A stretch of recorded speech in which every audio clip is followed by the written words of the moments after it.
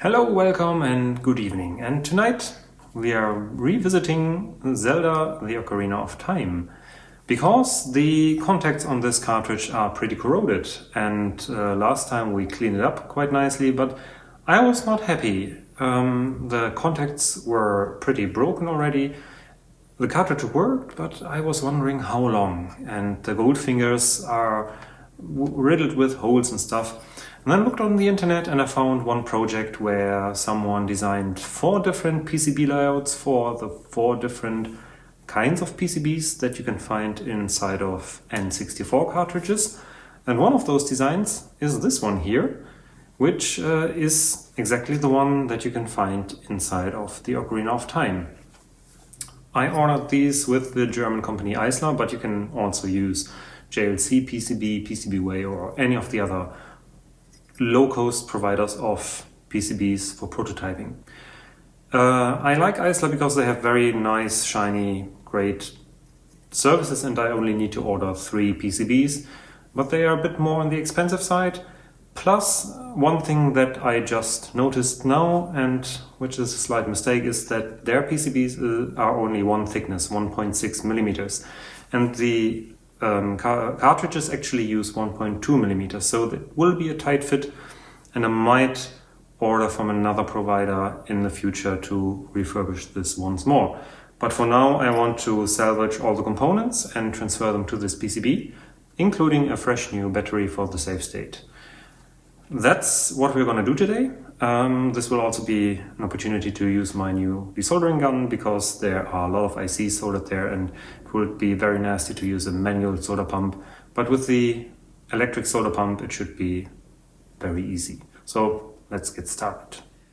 In the last episode I opened up the cartridge because the contacts here were quite corroded. Not sure why that is the case. It is a game with a battery-backed save RAM, but that battery was still good. So something else leaked onto this thing and it didn't work.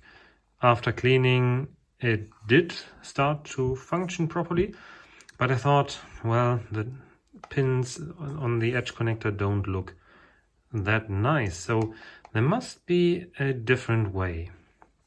So we can already open this up, but maybe someone else already had a similar problem. And lo and behold, there is this guy called Colin Rogers, who has made PCB designs for basically all the different cartridges that Nintendo 64 games came in. And this one here should be the right one for the Zelda Ocarina of Time. This is the place where the battery goes, this is where the RAM goes, and the static save RAM, which comes in 2 different package forms. I think we have the large one, but there's also a narrow one. There's the battery management chip, and the Nintendo CSC chip goes here. Plus a capacitor, I think, goes here as well. We will take our new desoldering station, remove all the components from the cartridge, also take a brand new battery to make sure that this thing lasts another 15 or 20 years, and yeah, replace all the things that are in here onto one of the new boards. I have 3 here because that's the smallest order that I can order at Eisler, which I used this time around because I had a coupon. And for small PCBs as this, they are very fast and cheap because they are a German company, or rather at the moment they are based in the Netherlands, right over the country border here near my place where I live. So yeah, I sometimes choose them for smaller PCBs. For bigger PCBs they're usually more expensive than JLC PCB, which I normally use, but for this it was perfect. So especially since I didn't need like a lot, because most other PCB manufacturers you need to order at least 5 or 10, and that was way too much. So for one experiment it's fine, and maybe we can do something with the spare boards, or someone else can use them to repair their copy of Zelda Ocarina of Time. So first things first, let's fire up the desoldering station. It will get quite noisy, so I will do a time lapse of this and I'll see you in a short while after desoldering all this stuff.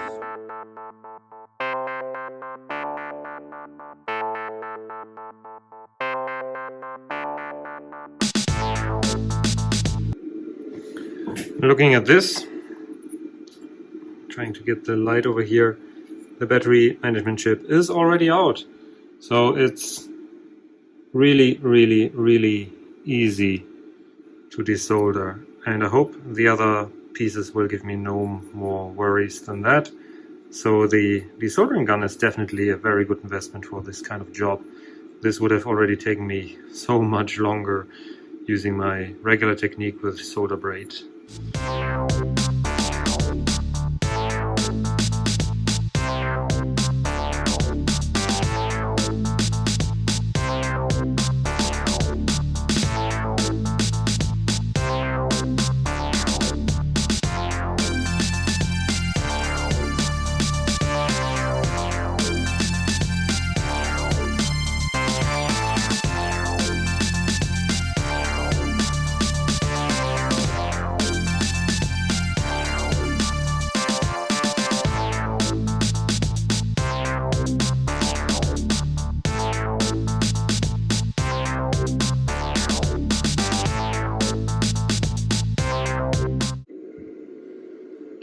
So this is the centerpiece of the cartridge. It's the ROM chip, and it looks pretty nice. The legs are all straight.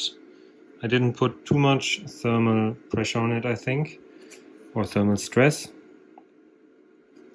The good thing is it's also noted here which direction it goes. Pin 1 goes to the right, so I think we can safely reassemble this whole thing.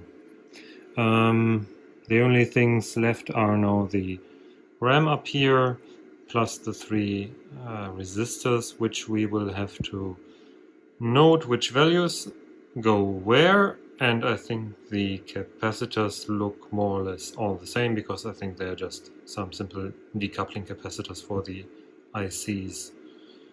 So there should be no problem.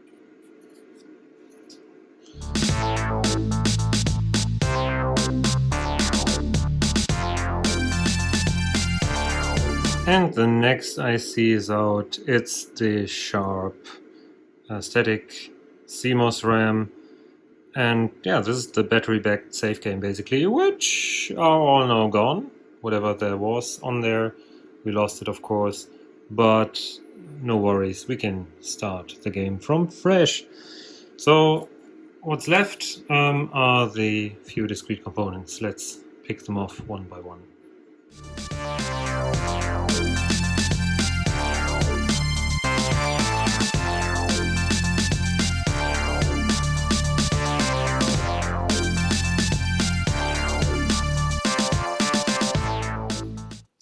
Alright, so looking at the board and comparing, I noticed that there is only 2 places for resistors and 1 for a capacitor, although it's marked as a jumper here. So I checked with the website of the project, and this design here leaves out all the decoupling capacitors for the chips. Let's say that's fine. We probably can live with that. But the 2 resistors, R1 and R2, are exactly the ones that we take from the donor board. Basically, R3, is it R3? No, it's called C4 up here. That's the capacitor, it seems. But the 2 resistors are needed for saving to memory, actually. And the electrolytic capacitor also needs to be placed here, and this is basically just a mislabeling. The other boards that this project offers have C1 written here. So that's fine. We can basically take each resistor, this is R1, and try to slot it in here. You can of course replace them with equal valued modern parts, but I more or less want to reuse the existing ones. I probably need to twist this with some pliers. So I'm gonna put these in and then solder back all the ICs.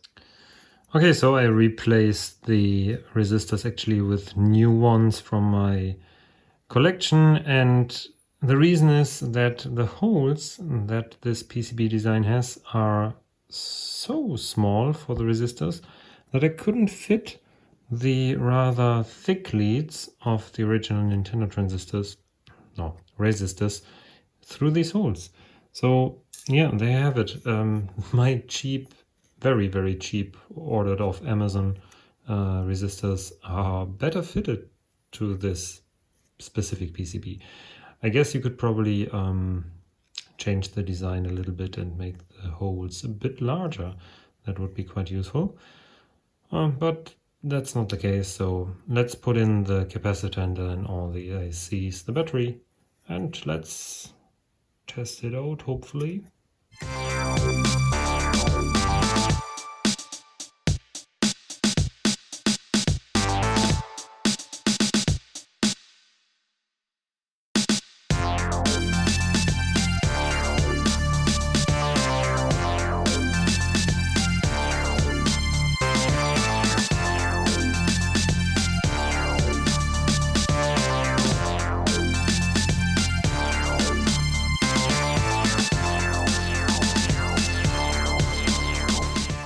And here we go.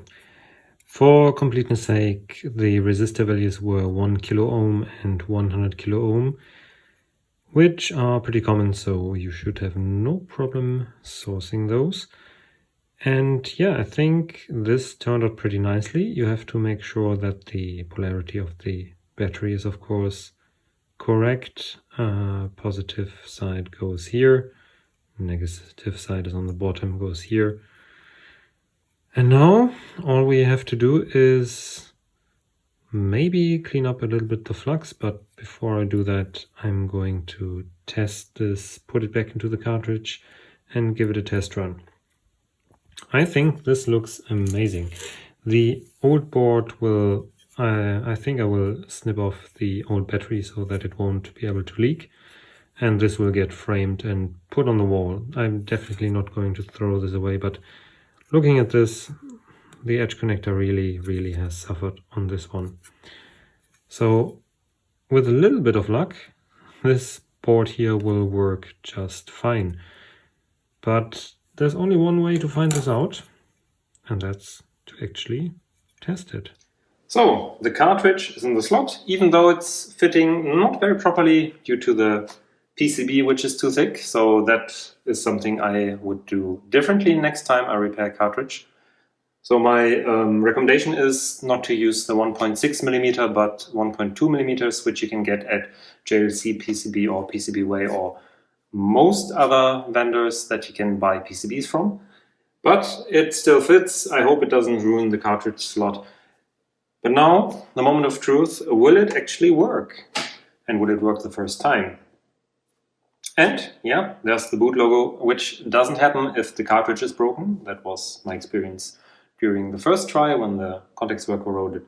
So Zelda Ocarina of Time has a new lease of life, and I think I would be able to repair different cartridges as well by now, because this nice project, link in the video description, has designs for all 4 different cartridge types. And I think it's actually a pretty neat thing to have.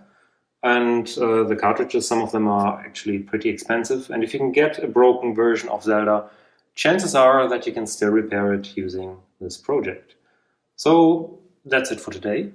Thank you very much for watching. Please share, like, and subscribe as usual. And also very welcome if you want to support me via Patreon. Links are in the description as well. If you can't support, just hit the like button and leave a comment. I hope to see you soon, and I wish you a very nice evening.